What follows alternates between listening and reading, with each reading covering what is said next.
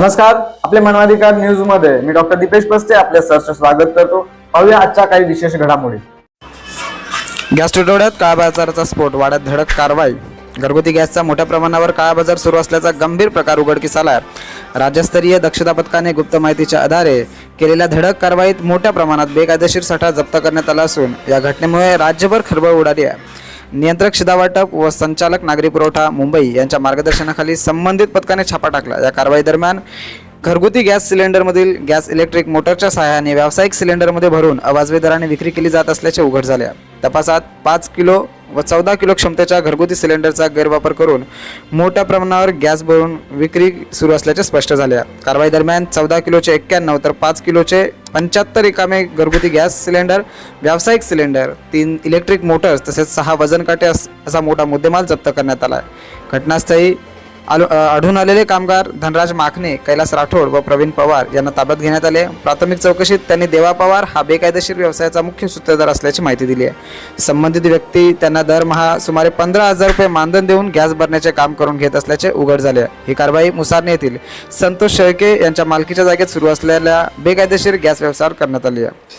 या प्रकरणी वाडा पोलीस ठाण्यात अत्यावश्यक वस्तू अधिनियम 1955 तसेच तरल पेट्रोलियम गॅस आदेश 2000 अंतर्गत गुन्हा दाखल करण्यात आला। पुढील तपास वाडा पोलीस ठाण्याचे सहाय्यक पोलीस निरीक्षक भगवान चौधरी करत आहेत। नियंत्रक शिधापटक मुंबई यांना खाजगी आणि गुप्त माहिती मिळाली होती की इथे सिलेंडरचा काळा बाजार चालतो। खाजगी आपल्या डोमेस्टिक सिलेंडरमधून व्यावसायिक सिलेंडर भरले जातात बेकायदेशीरपणे। त्या अनुषंगाने मुंबईची राज्य दक्षता पथकाची टीम आलेली आहे आणि त्यांनी धाड मारली 11:30-12 वाजता आणि हा एवढा सगळा मुद्देमाल पकडला। याच्यात डोमेस्टिक सिलेंडर 91 आहे, व्यावसायिक 19 आहे आणि 5 किलोचे 45 सिलेंडर जप्त केले इथे। हे जे सबसिडीज घरगुती सिलेंडर असतात त्याच्यातून व्यावसायिक 19 किलोमध्ये माल भरून हा जे मुलं इथे पकडले गेले त्यांनी सांगितलं की तो ठाणेला पाठवत होता माल। अत्याचार भ्रष्टाचाराविरुद्ध न्यायासाठी उभं राहणं हाच आमचा उद्देश शुद्ध।